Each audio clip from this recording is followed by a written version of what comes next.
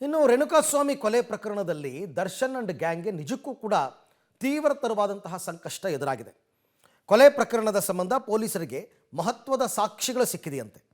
Delete ಆಗಿದ್ದ ಎಲ್ಲ CCTV DVRಗಳು ಕೂಡ ರಿಟ್ರೀವ್ ಆಗಿದೆ. ಪೊಲೀಸರ ಕೈಗೆ ಸಿಕ್ಕಿಬೀಳ್ತೀವಿ ಅಂತ ಡಿಲೀಟ್ ಮಾಡಿದ್ದ CCTV ದೃಶ್ಯಾವಳಿಗಳು ರಿಕವರ್ ಆಗಿದೆಯಂತೆ. FSL ಮುಖಾಂತರ ಪೊಲೀಸರು ಅದನ್ನು ರಿಟ್ರೀವ್ ಮಾಡಿದ್ದಾರೆ. Stony Brooks restaurant, Pavithra Gowda ಮನೆ, ದರ್ಶನ್ ಮನೆ, ಪ್ರದೂಷ್ ಮನೆ ಬಳಿ ವಶಕ್ಕೆ ಪಡೆದಿದ್ದರು. DVRಗಳನ್ನು ರಿಟ್ರೀವ್ ಮಾಡಿದ್ದಾರೆ. ಈಗ ಪೊಲೀಸರಿಂದ ತಪ್ಪಿಸ್ಕೊಳ್ಳೋದಕ್ಕೆ ಆರೋಪಿಗಳು ಈ CCTVಯನ್ನು ಡಿಲೀಟ್ ಮಾಡಿದರು. 4 ಕಡೆ CCTV ವಿಜುವಲ್ ಡಿಲೀಟ್ ಆಗಿತ್ತು. ಆರೋಪಿಗಳು ಚಾಪೆ ಕೆಳಗೆ ತೋರಿದ್ರೆ ಪೊಲೀಸರು ರಂಗೋಲಿ ಕೆಳಗೆ ನುಸುಳಿ ಸಾಕ್ಷಿಗಳನ್ನು ಕಲೆ ಹಾಕಿದ್ದಾರೆ.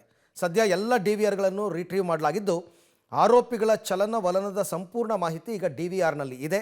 ಇದು ಡಿ ಗ್ಯಾಂಗ್ಗೆ ಭಾರೀ ಹೊಡೆತ ಅಂತ ಹೇಳಲಾಗ್ತಾ ಇದೆ. ಯಾಕೆಂದರೆ ಇದನ್ನು ಸಾಕ್ಷಿಗಳಾಗಿ ಪರಿಗಣಿಸ್ತಾರೆ ಕೋರ್ಟ್ನಲ್ಲಿ.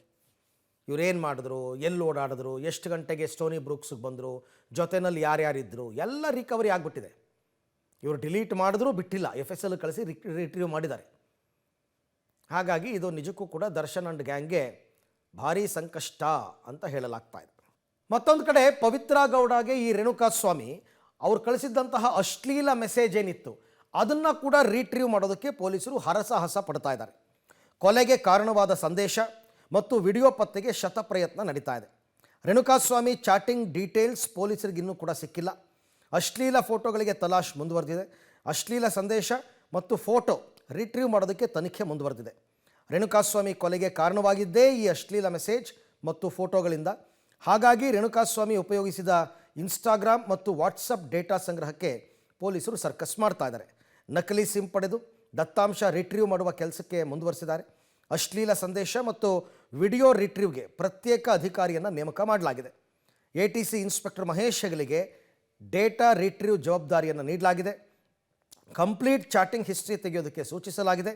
ಸೆನ್ ಪೊಲೀಸ್ ಠಾಣೆಯಲ್ಲಿ ಸೈಬರ್ ತಜ್ಞರ ಮೂಲಕ ರೇಣುಕಾಸ್ವಾಮಿ ಅಶ್ಲೀಲ ಸಂದೇಶಗಳ ದತ್ತಾಂಶವನ್ನು ರಿಟ್ರೀವ್ ಮಾಡಲಾಗ್ತಾ ಇದ್ದು ಆ ಮೂಲಕ ರೇಣುಕಾಸ್ವಾಮಿ ಏನೆಲ್ಲ ಸಂದೇಶ ಕಳಿಸಿದ್ದಾನೆ ಅನ್ನೋದನ್ನು ಹೊರ ತೆಗೆಯೋದಕ್ಕೆ ಪ್ರಯತ್ನ ಪಡ್ತಾ ಇದ್ದಾರೆ. ಇನ್ನೊಂದು ಆ್ಯಂಗಲ್ ಬೇಕಲ್ಲ ಅವರಿಗೆ.